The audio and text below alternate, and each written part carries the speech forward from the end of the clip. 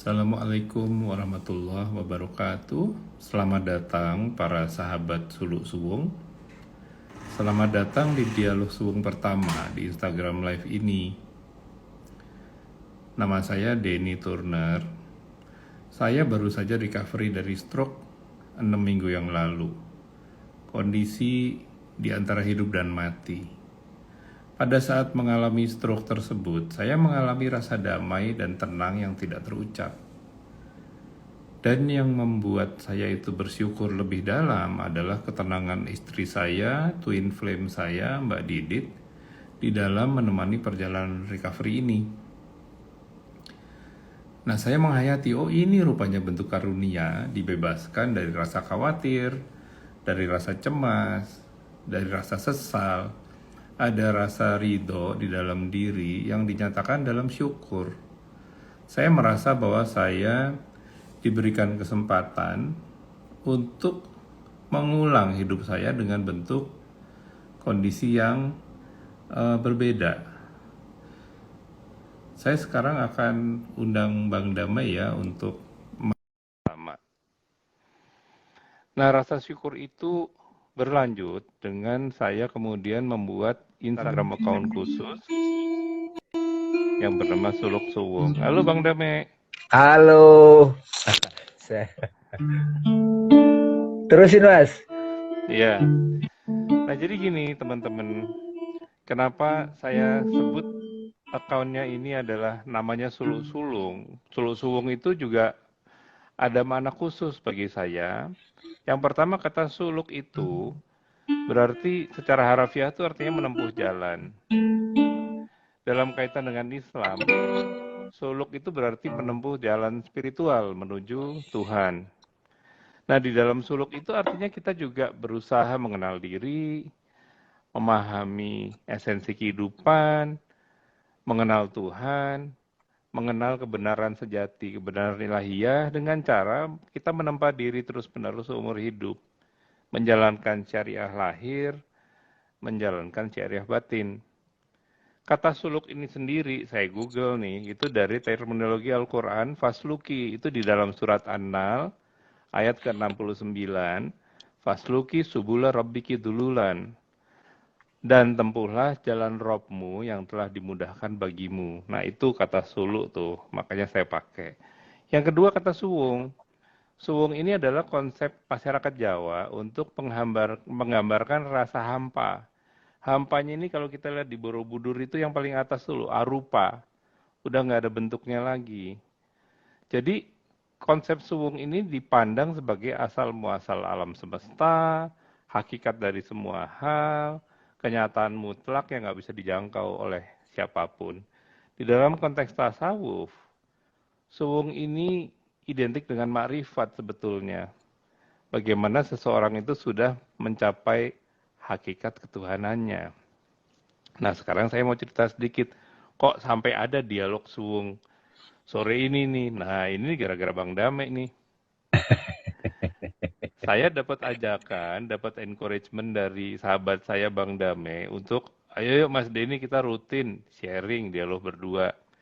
Nah Bang Dame sebagai self discovery coach ini sudah sangat dikenal di masyarakat. Beliau adalah sahabat batiniah saya 20 tahun terakhir ini. Perjalanan kita itu beda, tapi beriringan. Nah yang menarik teman-teman adalah kami berdua itu sudah berencana untuk bikin buku. Draft demi draft kita siapin. Tahun demi tahun kami lalui. Tapi kelihatannya buku ini punya journey batiniahnya sendiri. Sampai sekarang ya belum jadi. Iya, iya. Nah ini, nah jadi harapan kami adalah insya Allah dari dialog-dialog ini nanti bisa terkumpul untuk bisa jadi apa ya bunga rampai untuk kemudian nanti bisa disampaikan kepada teman-teman secara lebih jauh. Nah satu hal yang juga sebagai pengantar teman-teman, sesi ini adalah sesi dialog dari hati ke hati antara saya dengan Bang Dame. Jadi memang formatnya itu bukan siar, bukan untuk mengajarkan, tapi percakapan lah sebagaimana yang selalu kami berdua ini lakukan selama hampir 20 tahun terakhir ini. Ya kalau kita berdua ketemu ya begini inilah gitu. Nah, untuk hari ini itu kami memilih untuk membawakan sebuah topik yang berupa puisi. Kenapa puisi? Kami beranggapan bahwa dialog sulung itu lebih gampang kalau lewat puisi. Karena begitu banyaknya isyarat samar yang susah dijelaskan secara deskriptif, apalagi preskriptif, macam resep gitu susah. Karena perjalanan batin itu kan banyak sekali menyangkut aspek sirri gitu ya, aspek rahasia batin. Nah, jadi saya mohon izin teman-teman untuk membuka percakapan ini. Saya akan membawakan puisi dari Akha Bhagat, seorang pujangga dari Gujarat. Ini ada di Instagram Suluk Suwung ini ya. Saya bacakan lalu habis ini saya akan diskusi dengan Bang Dame ini. Jadi Saya iringi puisinya gitar boleh nggak? boleh, boleh, boleh. Silakan Bang. Silakan Bang.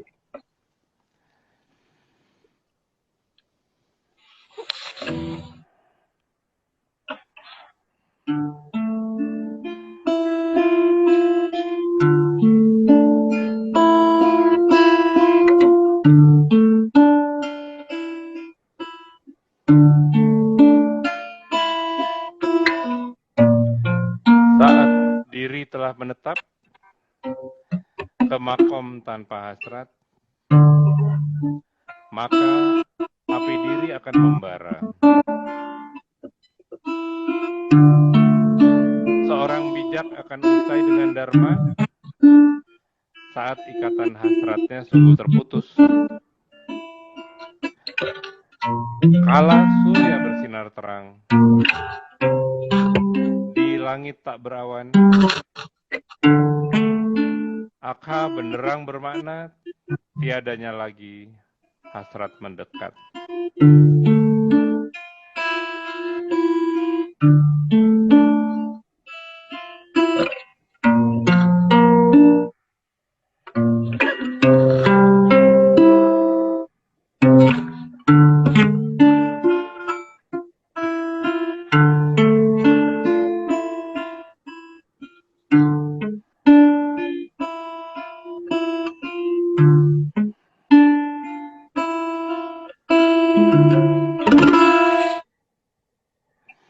Nah, ini gini nih Bang. Ya. Ada satu kalimat Akha ini yang buat saya itu terperangah gitu ya. Dia tuliskan, seorang bijak akan usai dengan dharma saat ikatan hasratnya sungguh terputus. Sementara kita-kita ini kan biasanya kan berusaha untuk berdharma, berbakti. Ini kok malah dia mau melewati itu. Melepaskan, Melepas. melewati. Yes. Ya. Ini kan sesuatu yang apa ya, misteri gitu ya Bang ya. Monggo kita olah Bang. Iya, ya. Bismillahirrahmanirrahim. Dengan nama Allah yang Maha Pengasih dan Penyayang, sahabat-sahabat sekalian, Mas Denny, di Dialog Suwung. Nah, terus terang puisi ini sangat menunjukkan state atau state makom ya, makom dari kontemplasi agabakhat gitu.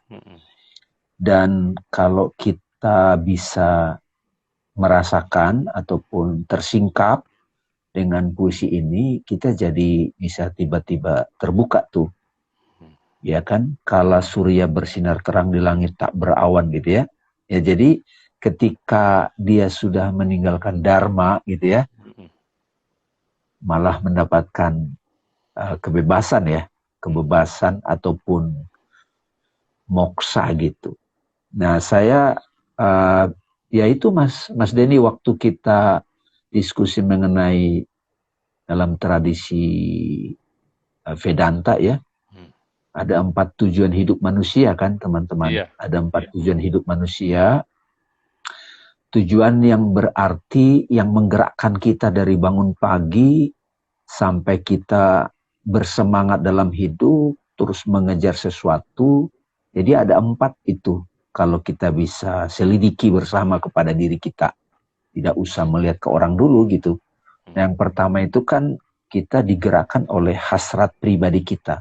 Kita punya persepsi ini yang bikin saya bahagia, ini yang membuat saya bersemangat, itu disebut pleasure, kesenangan gitu. Nah, kalau dalam konteks ini kan dipadankan oleh Mas Denny, teman-teman, itu kama namanya, kama ya. Jadi Kama. sesuatu yang kama ya, sesuatu yang bergerak karena kemauan diri individu, atau kita kasih nama ego gitu. Ya, maunya gue begini, yang maunya gue begini gitu. Dan kita paksakan itu, kita dapatkan, setelah itu kok begini aja ya, kok begini aja ya gitu ya. Terus malah kita bisa diserang oleh orang lain juga dengan keinginan-keinginan kita itu. Nah, teman-teman yang mendengar ini kalau bisa periksa pengalaman hidup kita akan begitu. Saya sendiri juga begitu. Sama. Nah, lalu kemudian kita mulai mengikuti sesuatu yang saling memberi manfaat gitu. Ya, saling memberi manfaat gitu loh. Ya kan? Jadi tujuan kedua itu adalah kita pingin berhasil, karena memang logikanya kan gitu. Setelah kita berhasil, kita akan bisa mempertahankan kebahagiaan, kesenangan kita kan gitu. Tapi di sini pun kita akan berhadapan dengan kepentingan-kepentingan yang lain. Ya, kepentingan-kepentingan yang lain. Nah, ini disebut kita digerakkan oleh karma ya. Ya, kalau yang pertama tadi kama, yang penting gua dapat. Kalau yang kedua ini karma gitu. Nah, karma ini berkaitan dengan kalau gua kerja keras, gua dapat gitu. Kalau gua nggak kerja keras, ya gua nggak dapat apa-apa gitu kan. Nah, ini pun sebetulnya kita semua punya nih, punya pengalaman mempraktekkan ini.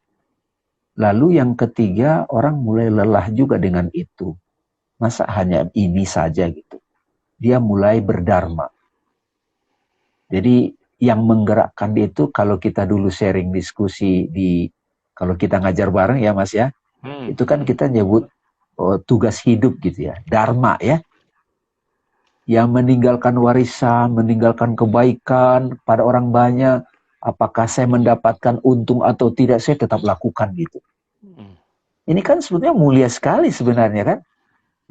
Ya, kalau kita bisa menemukan seorang wali kota, seorang bupati, ataupun seorang menteri, atau seorang pengusaha ya, yang sudah digerakkan oleh saya berbuat kebaikan, apakah orang balas atau tidak, tetap saya lakukan. Ini luar biasa. Nah, ini kan hasrat dalam dharma kan, tugas hidup gitu. Ya, kalau yang pertama tadi kama, yang kedua itu karma, yang ketiga ini mulia juga, mulia banget malah, dharma gitu.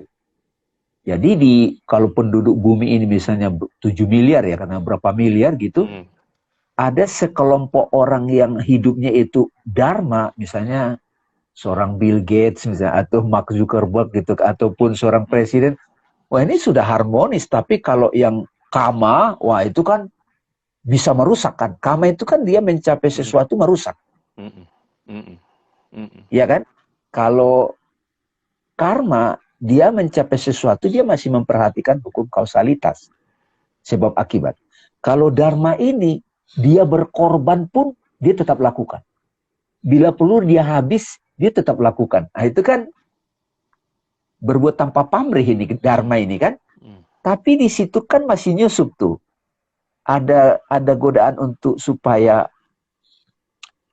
gue dikenang gitu. Supaya gue dikenang kan. Nah, menurut aku dari puisi yang di-sharing Mas Denny tadi, kemudian yang sudah diulas, saya di Instagramnya Suluk Suwung, di situ rupanya agak meninggalkan, melampaui dharma untuk menemukan kekosongan suwung. Di saat dia hilang, kan terkesan tidak punya keinginan lagi di situ. Yes. Dia tidak punya keinginan lagi, hasrat kan. Tapi tiba-tiba dia bilang di situ, ada yang ulasannya Mas Denny itu, pada saat makom ini ego sirna, lalu kemudian turun ke diri, malah jiwa spiritualnya itu membara gitu. ya kan? Nah ini yang menarik ini nih yang banyak teman-teman yang suluk, saya sendiri juga merasakan juga, kok kita nggak boleh sih punya keinginan ini, keinginan itu, bersenang-senang kan gitu. Nah di sini yang banyak orang setengah jalan begitu, dia nggak nyampe kepada dirinya habis, egonya sirna. Nah yang menarik Mas Denny, begitu egonya sirna, bahkan dharma pun dia nggak pikirin kan? Yes. Oke? Okay? Nah ini nih nah di titik inilah dia freedom, dia moksa, dia empty, tiba-tiba datang nyala lagi, tapi bukan lagi hasrat manusiawinya. Kan itu yang Mas Denny ya. Nah, perjalanan Mas Denny tadi waktu di awal itu menceritakan habis sakit, habis stroke, physically juga dilumpuhkan kan Mas? Lumpuh, benar. Bolo-bolo, boro-boro kalau lagi stroke mau ngajar mau ini kan nggak bisa juga kan? Nggak bisa. Nah, pada saat semua itu dilumpuhkan, di situ menemukan satu kemerdekaan yang tidak bisa diceritakan. Nah, saat itulah muncul nyala yang luar biasa. Dan gitu, ini Mas nih Bang, yang apa ya, yang saya mau sharing gitu ya, bahwa ini bukan benih dari jeripayah kita gitu loh. Ya, ya. Ini nih grace dari Tuhan gitu ya. Ini nih barokah. Karena yang saya sungguh terkejut itu adalah pada saat stroke. Itu kan nggak bisa melakukan apapun, mikir nggak bisa, fisik nggak bisa, gitu ya. Tapi kenapa yang muncul itu suatu rasa bahagia? Itu kan berlawanan dengan logika gitu ya. Maksudnya itu kalau kita sebab akibat, normal respons kita menghadapi situasi sakit, itu kan pasti ngelawan dong. Upaya. Ada terus. struggle-nya. Gitu Ya, kan. struggle. Wah kenapa aku begini, terus kalau enggak apa, aduh tahu gitu gue dulu makannya gue atur, tahu gitu gue dulu begini. Nah itu yang saya kaget ya, rasa itu nggak ada sama sekali, rasa cemas itu nggak ada sama sekali, rasa khawatir nggak ada, dan disitulah saya kemudian bisa menghayati puisi Ako ini tadi gitu. Oh ini yang namanya sirna tanpa berharap apapun dan udah merasakan apa ya, sebuah grace dari Tuhan yang kecuali kita ngalamin itu memang susah untuk dijelaskan. Karena kan saya ingat gini Bang, misalnya kalau di Borobudur itu kan ada relief yang panjang itu yang Karma Wibangga kan ya, panjang banget.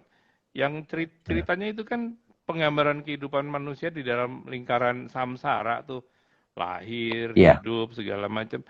Ini tiba-tiba itu semua putus. Dan di situ saya ketemu dari puisinya Aku ini tadi, kala surya bersinar terang di langit tidak berawan, dan itu saya kaget. Karena apa? Surya bersinar terang di langit tidak berawan itu sering banget kita lihat sehari-hari. Itu kan perlambang kehadiran Tuhan itu seperti itu. Tapi karena di depan mata, nggak kelihatan jadinya. We take it for granted gitu loh. Bahwa kemaha besaran, kemaha agung, maha kasih, maha penyayang dan segalanya itu it's always there. Kitanya yang sibuk sendiri. Dan kita sibuk sendirinya itu yang tadi Bang Damai bilang itu kan struggle dengan pemikiran kita sendiri deh. Wah ini harusnya gue begini, harusnya gue begini, kenapa gue nggak begitu? Padahal kan sebetulnya seperti Ahok begitulah. Udah, usai aja deh dengan semuanya gitu. Berhenti deh segala macam hasrat. Akan dapat sesuatu yang luar biasa, nggak tidak terperi gitu ya kalau bahasa Indonesianya ya. Jadi apa ya Bang, perjalanan suluk ini penuh dengan apa namanya ya, lika-liku yang kita sendiri juga sering nggak pernah tahu gitu ya. Kan kalau saya pribadi itu mulai dari umur 18 gitu. Tapi waktu itu mulai itu sangat-sangat kognitif gitu. Semua itu dimaknainya itu dengan akal, diujinya dengan akal, seolah-olah nalar kita itu adalah ultimate tool untuk bisa menentukan ini proven atau enggak. Nah ternyata enggak. Dengan pengalaman kemarin itu, saya betul-betul diputuskan dari itu semua. Udahlah, lo ngapain lagi pakai rasio? Sepinter-pinternya. Padahal iya. udah tinggi-tinggi sekolahnya sampai PhD gitu ya. Ternyata bukan itu juga gitu kan. Bukan itu juga. Jadi yang apa ya, yang ini yang menarik Bang, yang saya pengen kita olah lagi lebih jauh ya. Ternyata sederhana luar biasa. It doesn't take much. Everybody can do it.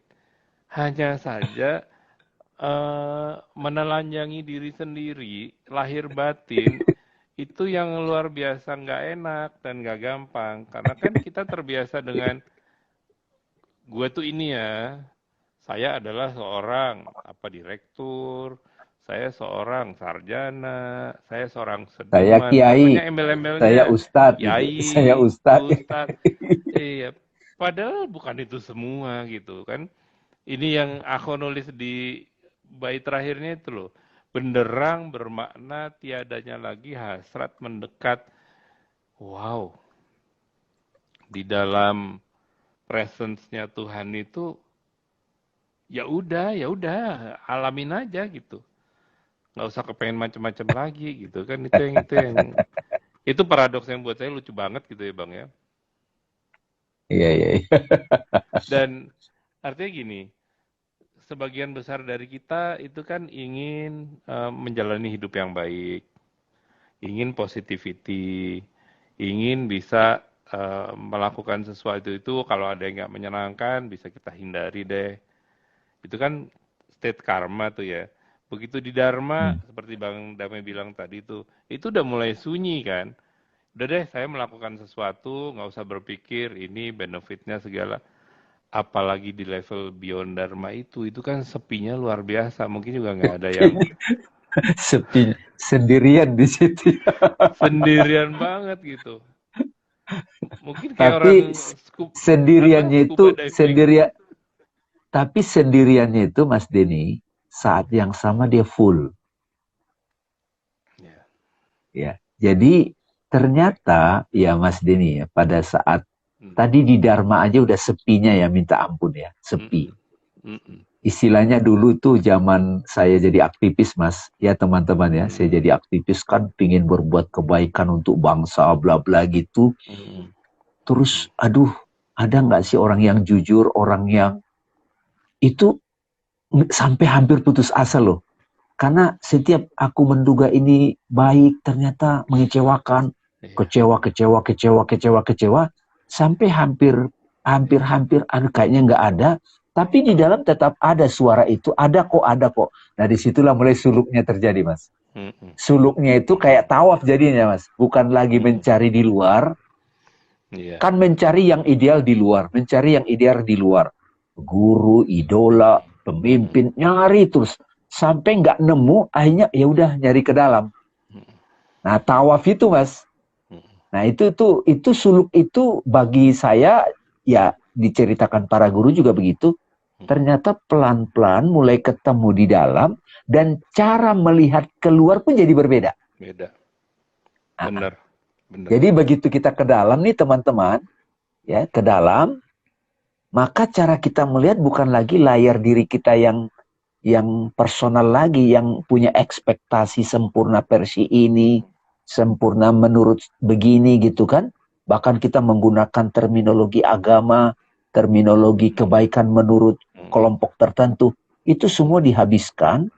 Nah begitu kembali ke dalam, paradigma melihat dari dalam yang makin murni itu ternyata membuat kita bertemu dengan guru-guru yang sosok-sosok yang sahabat-sahabat yang sunyi itu juga. Nah, mulailah ketemu orang-orang yang tulus. Tulus dalam mencari. Kalau dia salah, dia tulus mengaku juga. Itu benar, Bang. Saya ngerasain ya, puluhan tahun lah.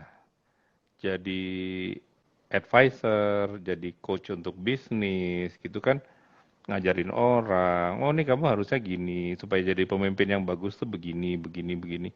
Tapi lama-lama kok bukan itu ya. Dan waktu Bang Damai tadi bilang, waktu kita itu sudah mulai ke dalam, ternyata keheningan itu membuat saya betul-betul cara pandang saya juga berubah. Nggak usah jauh-jauh deh, cara parenting gitu. Kalau tadinya tuh ngelihat anak tuh pengen, oh ini harusnya begini, harusnya begini. Sekarang kok enggak ya? Biarin deh. Biarkan berkembang. Mungkin saya yang terlalu cepat menghakimi gitu kan. Iya, iya. Punya ekspektasi gitu ya. Ekspektasi. Punya.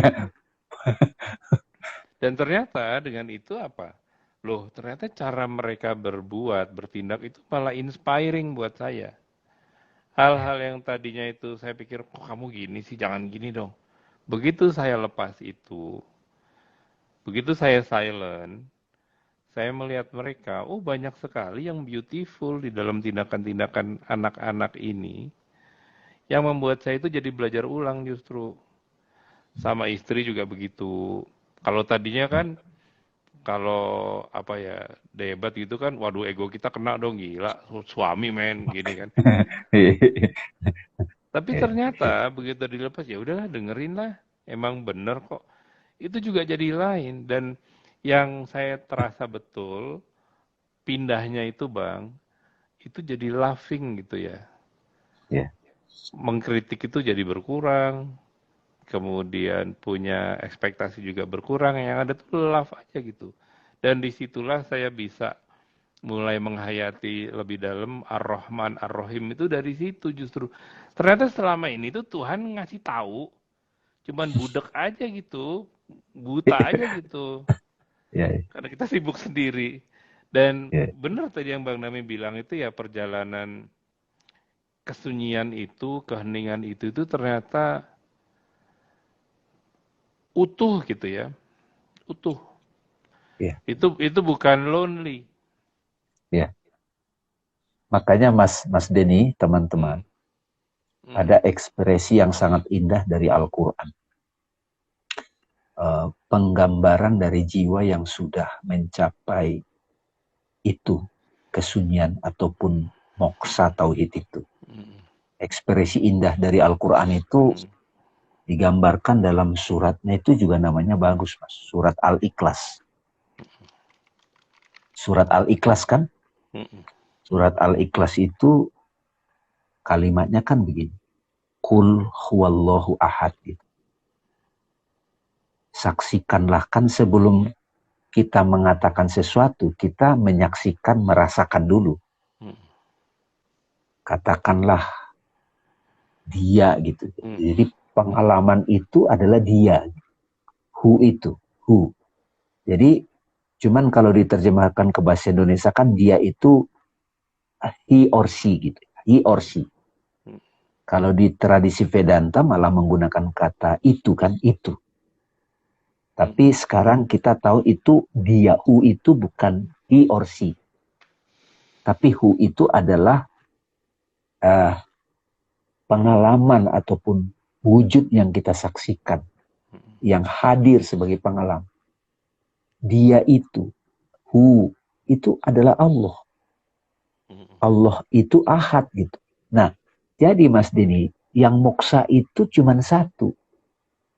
Di semesta ini siapa? Ya dia gitu. Jadi belakangan saya pelan-pelan mulai renungkan, moksa itu bukan banyak, satu. Jadi di alam semesta ini kalau yang tampak manusia itu banyak, miliaran. Di antara miliaran itu manusia juga kayak piramid.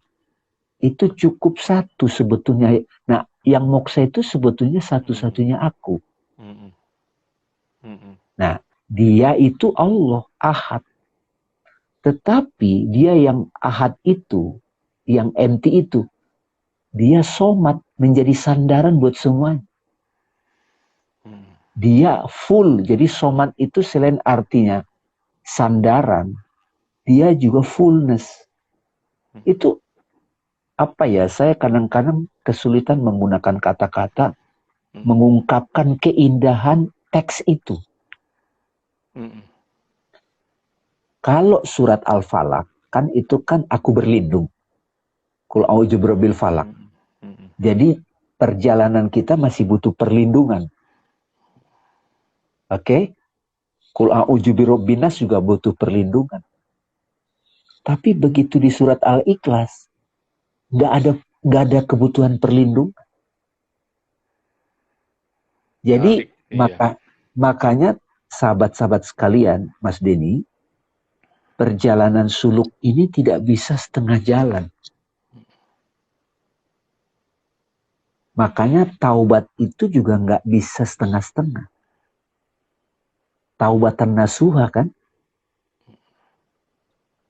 Jadi tadi cerita Mas Denny mengenai sakit itu sebenarnya bantuan dari semesta untuk membuat kita memang tidak berdaya secara fisik, secara psikologi, secara akal nggak berdaya. Sampai kemudian nyampe kepada sarinya, quid essence. Nah, quid essence ini menjadi dasar dari semua, dia jadi empty, kosong, sekaligus dia memenuhi semuanya.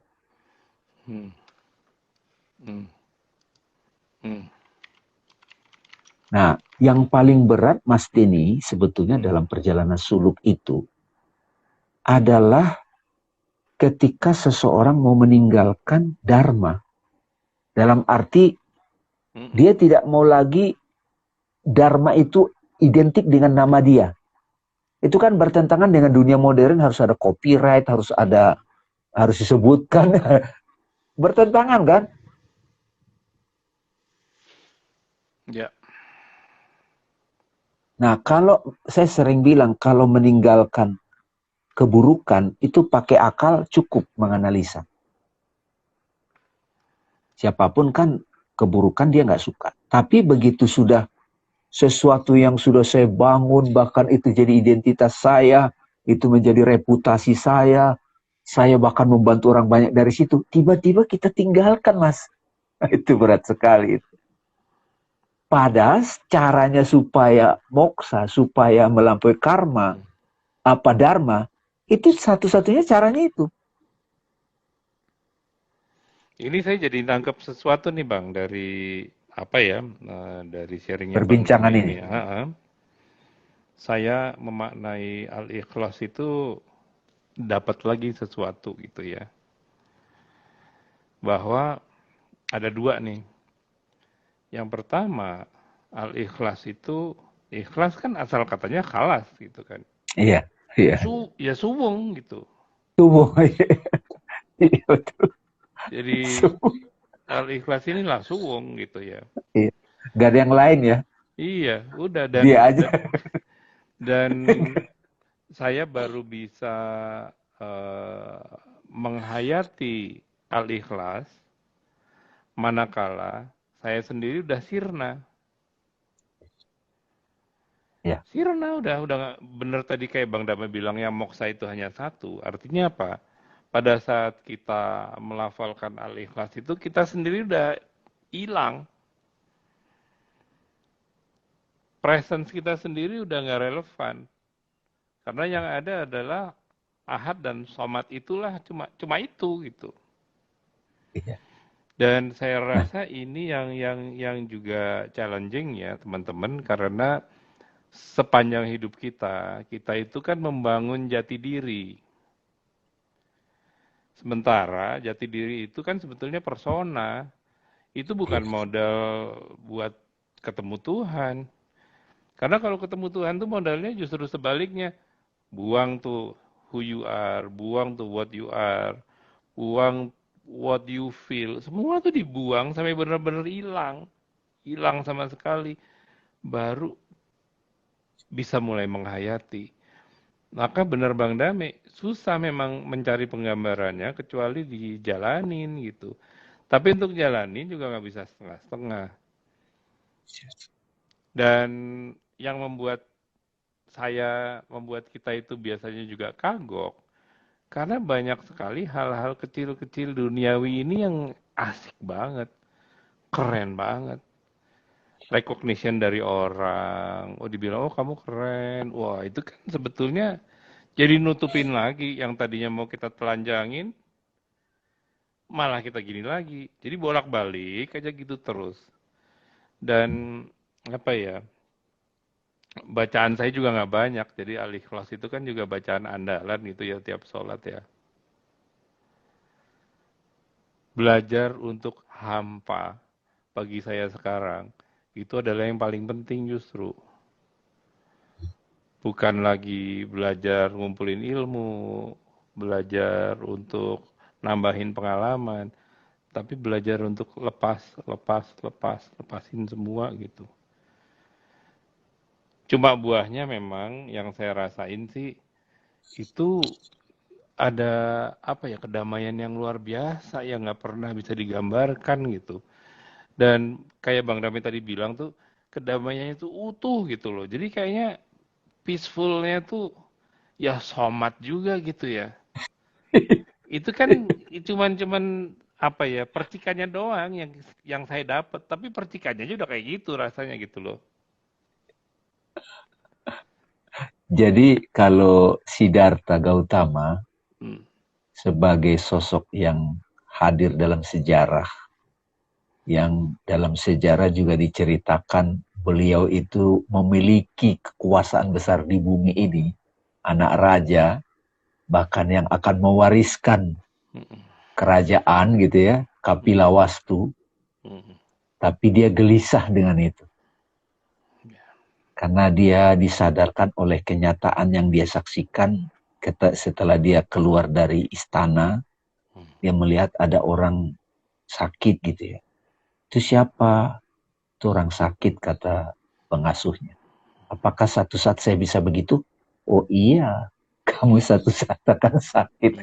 Berarti perjalanan itu ada kaitannya dengan membaca sakit, Mas Denny. Ya, penyelidikan terhadap sakit itu aneh tuh. Nggak mungkin orang selalu sehat, pasti ada sakit. Nah, kedua, dia menyaksikan ada orang jadi tua, bungkuk gitu kan. Yang Mas Denny bilang, wah nanti kalau udah tua mau pup aja susah gitu kan. Jadi satu saat saya akan begitu juga. Oh iya, kata, waduh gitu. Jadi dia mikir. Sampai yang ketiga dia ngelihat ada orang ditangisin geletak gitu. Itu apa? Itu orang sudah mati. Satu saat saya akan begitu. Oh iya, waduh. Nah yang keempat, dia menyaksikan bersama pengasuhnya ada orang lagi duduk diam. Itu siapa? Itu seorang pertapa gitu. Kenapa dia begitu? Karena dia ingin melampaui sakit, tua, dan mati tadi. Nah, disitulah muncul dia. Satu saat saya akan mengikuti itu gitu. Dan dia menikah dulu, punya anak, jadi wow punya gitu. Tapi kegelisahan terus datang dan cerita Siddhartha ini itu tetap menjadi perjalanan kita juga.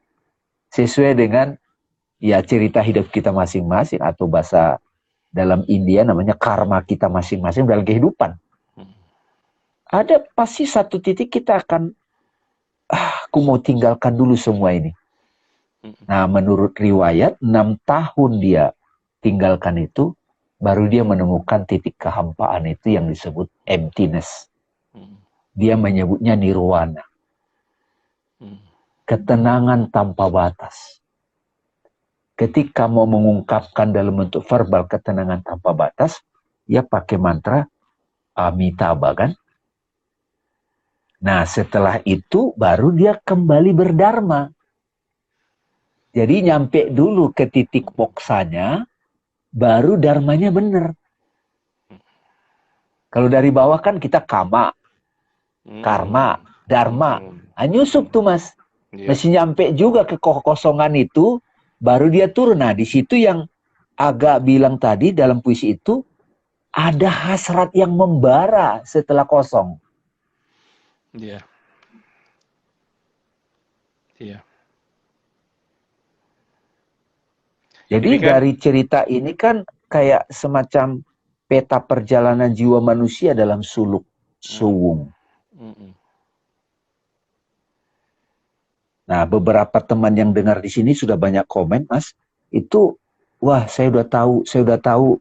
Nah, itu juga bagian dari jebakan apa ya? Permainan pikiran kita kan? Padahal ini memang dilakoni, dialami. Iya. Ini untuk teman-teman yang sedang menjalani gitu ya, ini perjalanan yang sangat sunyi, sekaligus utuh gitu. Iya. Sunyi dan utuh gitu kan. Kalau pengalaman saya sendiri, 30-an tahun lah dari SMA gitu ya, emang naik turun sih. Dan it's okay naik turun. Terus tadi kalau Bang Damai bilang kegelisahan, justru kegelisahan itu yang kita deketin. Karena biasanya jawabannya di situ. Kayak saya misalnya dihantarkanlah penyakit gitu ya. Jawabannya di situ. Baru bisa memahami itu melalui medium sakit. Mungkin kalau teman-teman lain macam-macam mediumnya, misalnya patah hati. Misalnya lagi tahu-tahu kok kerjaan nggak cocok, mesti cari bos baru, macam-macam lah. Ini semua sebetulnya kalau saya ngelihatnya adalah sarana kita untuk membersihkan diri. Nah, tapi jangan dianggap membersihkan dirinya ini untuk kemudian balik lagi. Enggak, ya bersih ya udah beda gitu. Ini yang di awal banget itu saya tadi bilang itu state of existence-nya itu akan beda jadinya.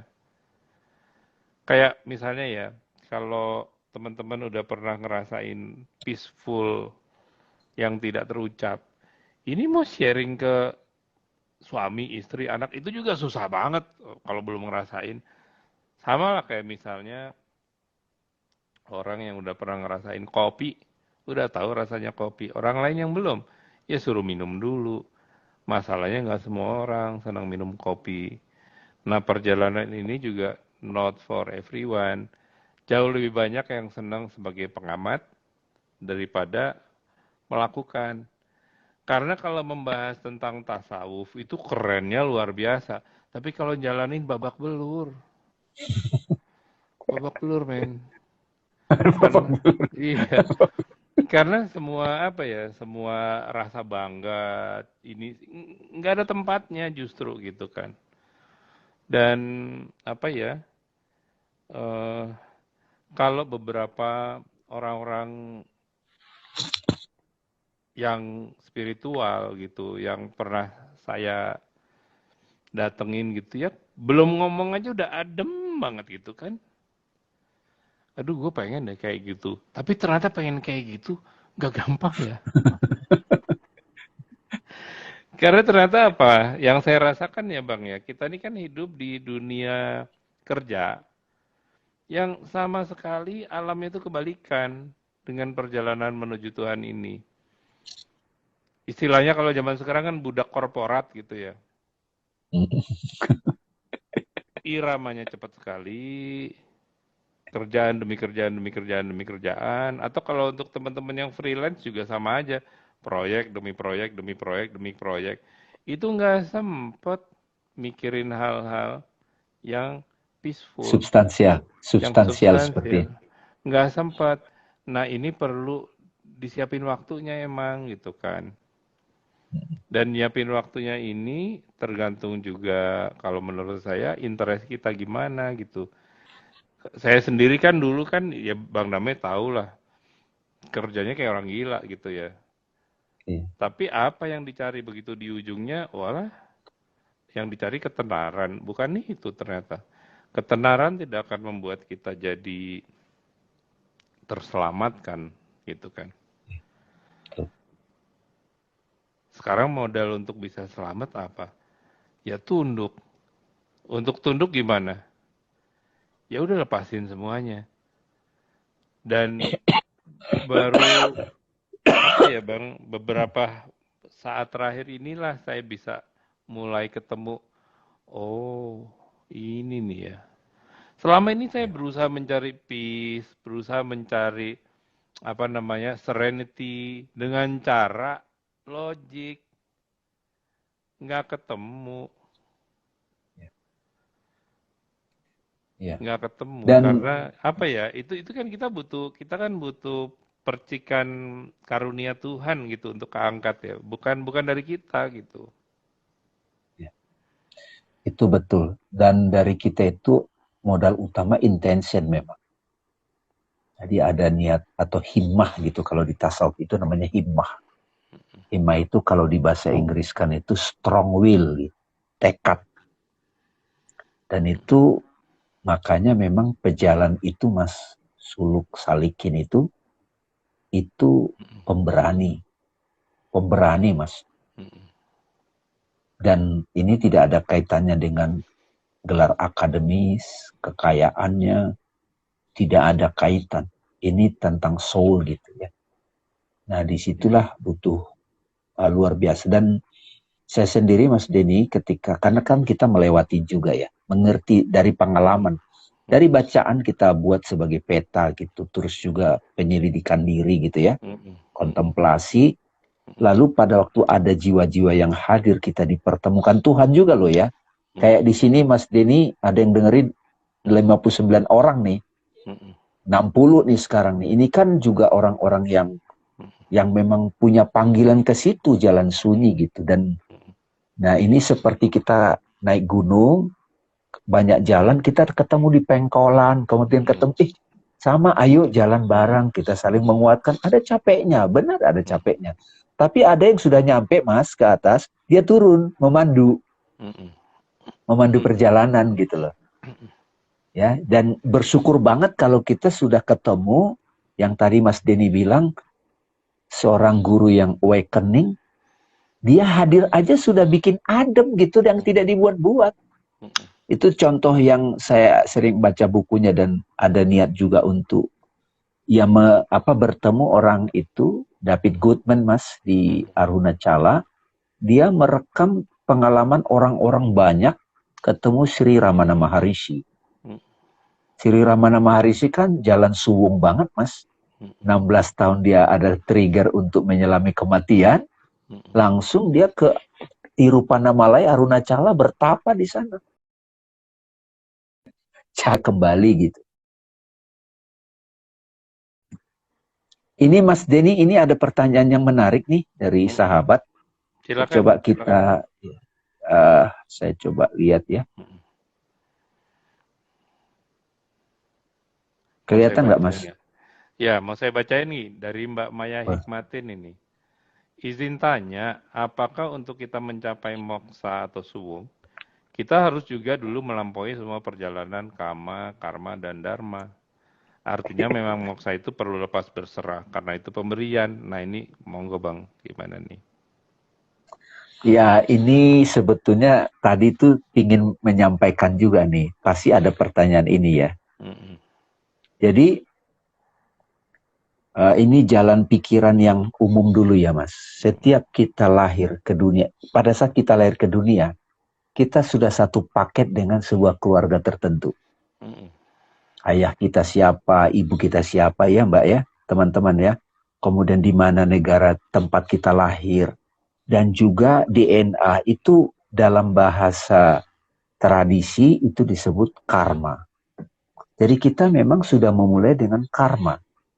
Nah ada yang menyebut good karma, ada bad karma. Nah bad karma itu jadi kama tuh. Dia digerakkan betul sama ego kan. Kalau good karma dia mulai beranjak ke dharma. Nah, karena itu teman-teman, ada nggak orang langsung kepada moksa? Memang ada, tapi kalau dari sudut pandang akal kita nih, itu dia sudah mengalami satu perjalanan panjang jiwa itu. Ya kayak Ibnu Arabi, dari kecil dia sudah biasa tersingkap gitu kan. Sri Ramana Maharishi yang dekat ini, kemudian mungkin ya kalau yang dekat ini menurut saya Mas, itu Ki Ageng Suryo Mentaram, anak raja juga kan.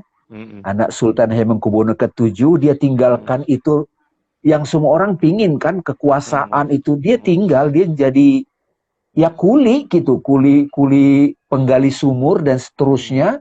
Tapi di situ dia melakukan self inquiry, penyelidikan diri, sampai beliau menemukan satu sistem berpikir untuk menyelami kebenaran. Nah, tapi bagaimanapun karma ini ada dalam hidup kita, tapi ada dominan, ada tidak. Nah, ada orang dari kecil itu, teman-teman, itu sudah dominan dharma gitu. Saya ingat Mas Denny ya, waktu masuk bank dulu, kerja di bank. Itu saya menjabat teman-teman, ini history ya, personal history, itu sebagai kepala seksi diklat. Nah, di situ saya diminta untuk membuat satu values, mengkonsep. Nah, saya udah bilang, kerja itu mestinya ibadah gitu. Waktu itu kan masih framework syariah gitu kan. Ibadah itu kan dharma kan. Mohon maaf, bukan mencari uang, bukan mengejar karir loh. Saat itu kan sudah jauh itu. Hari gini ngomong begitu gitu. Kan dianggap. Nah, belakangan kita jadi ngerti Mas. Ketika kita ngajar 8 habit kan, itu kan murni voice kan dharma banget langsung kan. Nggak. Nah, jadi apakah kita bisa langsung ke dharma, baru ke moksa? Possibility-nya ada. Sama seperti Siddhartha mengatakan, atau di Islam mengatakan, kita bisa langsung al-ikhlas tauhid. Tapi kan kita perlu lihat tuh, barrier-barrier atau memori kita itu, tarikan-tarikan lingkungan kita itu. Jadi kalau teman-teman yang mendengarkan IG Live sore ini, itu bisa juga melakukan satu perenungan nih teman-teman. Dengan segala ikatan karma baik dan buruk kita. Karma buruk itu gampangnya dendam kok dipelihara gitu loh. Itu kan nggak logis. Satu lagi nih, cemburu dipelihara itu kan sebetulnya nggak enak.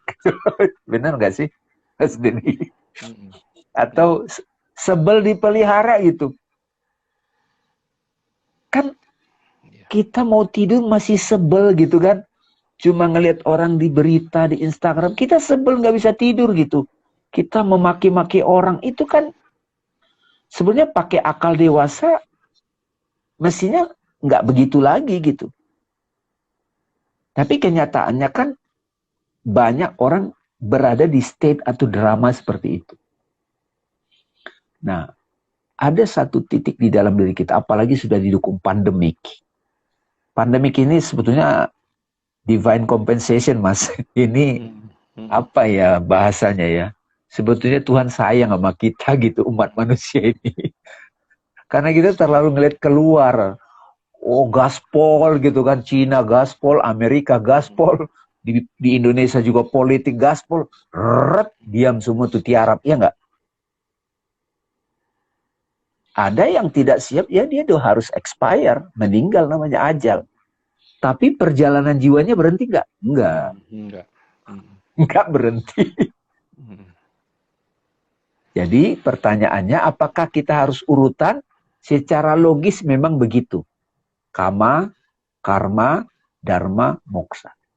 Tapi pada saat teman-teman sudah mendengar berita, ini namanya news, atau besyara, berita baik. Sudah ada contohnya. Ada orang lahir jadi orang kaya, jadi keluarga terpandang, belum tentu dia ada hasrat ke moksa. Belum tentu dia ada hasrat panggilan ke dharma pun enggak gitu. Jadi ngecek ke dalam nih.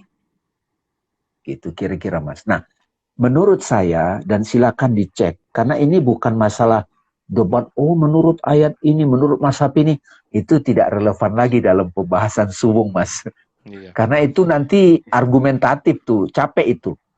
Jadi menurut pendapat saya, teman-teman silakan renungkan, haji sebetulnya panggilan untuk moksa, invitation to freedom. Itu semacam kayak gladi resik. Coba kamu rasain berapa hari, gimana sih menjalani hidup hanya Tuhan aja gitu loh. Makanya kalimatnya coba Mas. Benar. Ada undangan dari Tuhan, terus kita jawab, mesti dijawab Mas. Jawabannya apa? Labbaik Allahumma labbaik, labbaik la syarika laka labbaik. Itu kan artinya gini, aku penuhi panggilanmu Tuhan. Panggilan untuk ke rumahnya pulang. La syarika lak. Tidak ada lagi sekutu bagimu. Luar biasa loh ini. Aku nggak mau lagi mencampur-campurkan peganganku. Aku peganganku duit, peganganku jabatan. Nggak ada lagi.